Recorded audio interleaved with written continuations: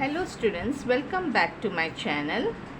मैं lesson number 6 history का 8th standard के जो लेसन नंबर 6 है वो पहले के वीडियोस में मैंने कुछ पोर्शन तक एक्सप्लेन किया है। बाकी का जो रिमेनिंग है वो मैं इस वीडियो में एक्सप्लेन करने वाली हूँ। लास्ट वीडियो में आपको मैंने 4 पॉइंट प्रोग्राम के बारे में, सेपरेशन बाय द ब्रिटिश, वो सब बारे में मैंने आपको बताया। इस लेसन में मैं एस्टैब्लिशमेंट ऑफ मुस्लिम लीग इसके बारे में बताने जा रही हूँ। अभी क्या हुआ था, मुस्लिम लीग एस्टैब्लिश हुआ था। Separate political organisation for Muslims to safeguard their interest was the propaganda started by the Britishers. Britishers हमेशा चाहते थे कि हिंदू मुस्लिम साथ में लड़ झगड़ कर ही रहे, और उसके लिए उन्होंने मुसलमानों को बोलते हैं ना भड़काना शुरू कर दिया। उन्हें कहा कि आप लोग अपना इंटरेस्ट के लिए और अपना सेफ गार्ड के लिए, मतलब अपना सुरक्षता के लिए एक नया मुस्लिम लीग चालू कीजिए। जैसे उन्होंने कांग्रेस ने अपना बनाया है वो एक हिंदू लीग जैसा ही माना जाएगा, तुम अपना मुस्लिम लीग अलग से बनाओ। उसका मेन प्रोपेगेंडा क्या था, मतलब मेन उसके पीछे का मकसद क्या था, ताकि हिंदू मुस्लिम्स के बीच में यूनिटी न आए, मतलब ये लोग एक ना हो जाए। A committee of upper class Muslims under the leadership of Aga Khan met Governor General Lord Minto and form Muslim league.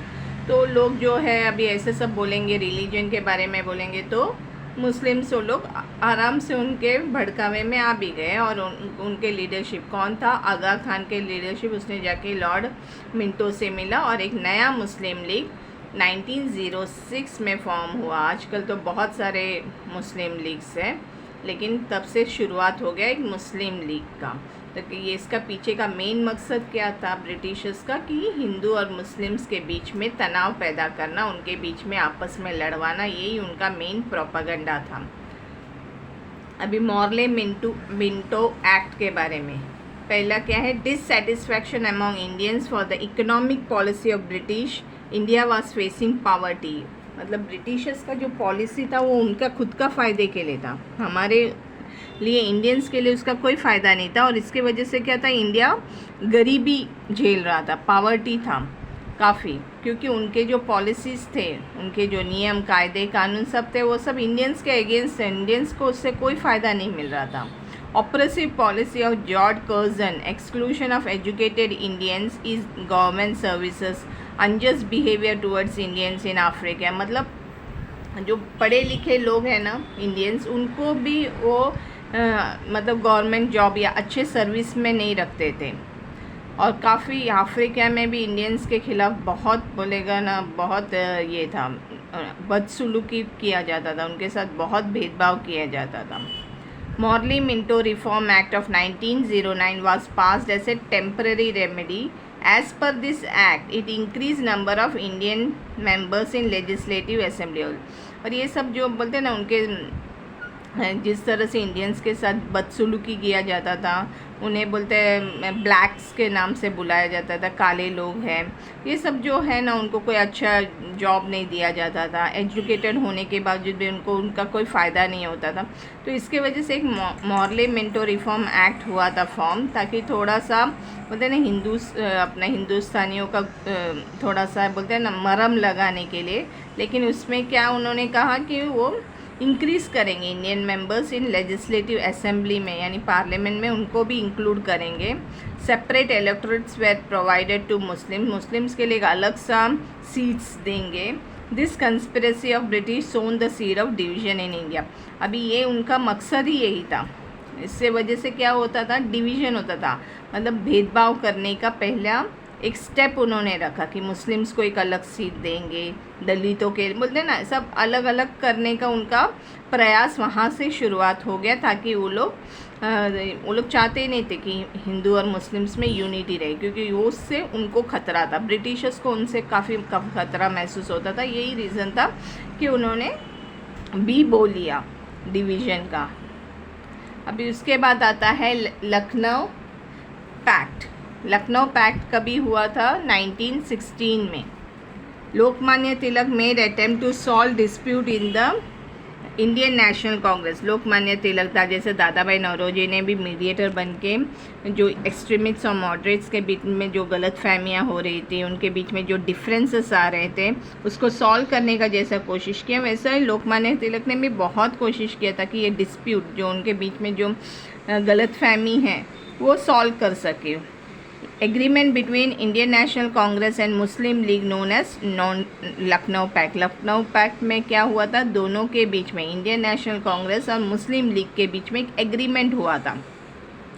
Separate electorates to Muslim was agreed, उनके लिए अलग सीट पार्लियामेंट में अलाउ किया। As they extended their support to Indian national Congress in its work for getting political rights to India, क्योंकि वो लोग मान गए थे कि हम लोग तुम्हारा साथ देंगे इंडियन नेशनल कांग्रेस का, लेकिन हमें अलग सा इलेक्टोरेट्स चाहिए करके। तो वो ठीक है बोला, चलेगा, साथ में हम लोग काम करेंगे और इंडिया को पॉलिटिकल राइट्स दिलाने में हम आपकी मदद करेंगे। लेकिन ये कोई ज़रूरत नहीं था, इंडिया उनका भी था जितना हमारा था, हिंदूज़ का था या इंडियन से, वो उन लोग का भी था, लेकिन उसके लिए उन्होंने डिमांड करना चालू किया फिर कि हमको ये राइट्स चाहिए ये। तो इसका जो बी कौन बोया था, ये ब्रिटिशर्स ने उनके दिमाग में बोया था कि तुमको तुम्हारा राइट्स नहीं मिलेगा, तुमको एकदम अलग माना जाएगा। तो ये सब जो है उनके मन में, दिमाग में पहले से ही ब्रिटिशर्स ने बहुत कुछ डाल चुका था, इसलिए मुस्लिम्स फिर अपना अपना हिस्सा मांगने चालू किया। उसका नेक्स्ट आता है होम रूल मूवमेंट। ये बहुत इंपॉर्टेंट है, हमेशा शॉर्ट नोट्स में ये पूछा जाता है होम रूल मूवमेंट के बारे में। In 1914 world war began in Europe, Europe में वर्ल्ड वार पहला चालू हो गया था, which had direct consequences on India, उसका डायरेक्ट इफेक्ट कहाँ पड़ रहा था, इंडिया में, क्योंकि ये वर्ल्ड वार यूरोप में यानी इंग्लैंड के तरफ हो रहा था। तो इंग्लैंड के आधे लोग तो यहीं पे थे, इंडिया में ईस्ट इंडिया कंपनी सब खोल कर बैठे थे, यहाँ पे रूल कर रहे थे। तो इसका डायरेक्ट जो इफेक्ट है, जो उसका प्रभाव है, वो इंडिया पे भी हो रहा था। बेसिक कम्योडिटीज़ का प्राइस राइस हुआ, मतलब जो जो साधारण चीज़ें जो आम जैसा दाल चावल, उसका सब का प्राइस क्या हुआ, उसका रेट बढ़ गया। रेस्ट्रिक्शंस में पुट ऑन इंडियंस पे काफ़ी बोलते हैं ना पाबंदियाँ लगाई गई। रेस्ट्रिक्शंस मीन्स काफ़ी पाबंदियाँ। Doctor Annie Besant and Lokmanya Tilak started home rule movement, means self government. Home rule movement मतलब क्या है, what is the meaning of home rule, मतलब खुद हम अपना गवर्नमेंट बनाएंगे। They travel to different part of the country, वो लोग सब जगह बाकी इंडिया के स्टेट्स में सब ट्रैवल किया और लोगों को बोला, सारे लोगों को, कॉमन पीपल को, साधारण लोगों को, सबको बोला कि हमें सेल्फ गवर्नमेंट, यानी होम रूल मूवमेंट का मतलब ही है सेल्फ गवर्नमेंट का डिमांड करना चाहिए। किससे, ब्रिटिशर से, क्योंकि ये बहुत अच्छा मौका है हमें, क्योंकि अभी वो उनका ध्यान पूरा वर्ल्ड वार पे था ब्रिटिशर्स का, क्योंकि वहाँ पे वर्ल्ड वार चालू हुआ है इस वक्त। वो लोग काफ़ी बोलते हैं ना प्रेशर में, तो ऐसे टाइम में हमें पूरा फ़ायदा उठाना चाहिए। ऐसा किसका मानना था, डॉक्टर एनी बेसेंट और लोकमान्य तिलक जी का। इसलिए उन लोग दोनों निकल पड़े, ट्रैवल किया कंट्री के अलग अलग जगहों पे और लोगों को जागरूकता में लाया। Swaraj is my birth right and I shall have it is the slogan given by Lokmanya Tilak. ये बहुत इंपॉर्टेंट है, swaraj is my birth right और and I shall have it. उसके बाद आता है first world war in India. First world war in India, war atmosphere in Europe, dissatisfaction in minds of Indians, popularity of home rule movement, Britishers want to get cooperation from the India। Britishers को एक तो first world वार चालू हुआ था, इसके वजह से atmosphere ख़राब था, वातावरण बहुत ही टेंस था और उसमें से जो इंडियंस के दिमाग में जो डिससेटिस्फैक्शन, गुस्सा था ब्रिटिशर्स के ख़िलाफ़, उनके जो पॉलिसीज़ के ख़िलाफ़, और होम रूल मूवमेंट का जो पॉपुलैरिटी वो काफ़ी बढ़ते जा रहा था। ब्रिटिशर्स को क्या चाहिए था, ये वक्त में इंडिया का सपोर्ट चाहिए था। British government decided to give political rights to Indians. अभी ब्रिटिश गवर्नमेंट ने सोचा कि ठीक है, उनको हम पॉलिटिकल राइट्स भी देते हैं। In 1917 Montagu declared Indians will be given right to self government. उसने डिक्लेयर किया, किसने, मॉन्टेग ने, कि ठीक है हम लोग आपको सेल्फ गवर्नमेंट का राइट्स यानी पूरा ये दे देते हैं, राइट्स देंगे। तिलक declared that if the government is going to show sympathy and considerable attitude towards the demand of Indians, then only the Indian public is ready to cooperate।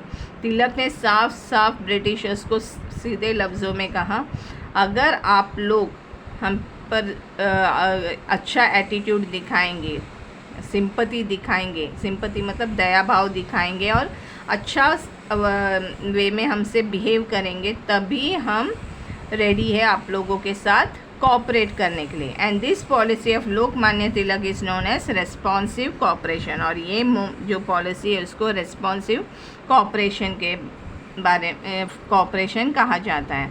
तो ये हुआ first world war in India, मतलब उसके वजह से क्या हुआ था, काफ़ी डिससेटिस्फैक्शन था in the minds of the Britishers. उनको कोऑपरेशन चाहिए था इंडिया का, और पॉपुलैरिटी काफ़ी पॉपुलर हो रहा था होम रूल मूवमेंट।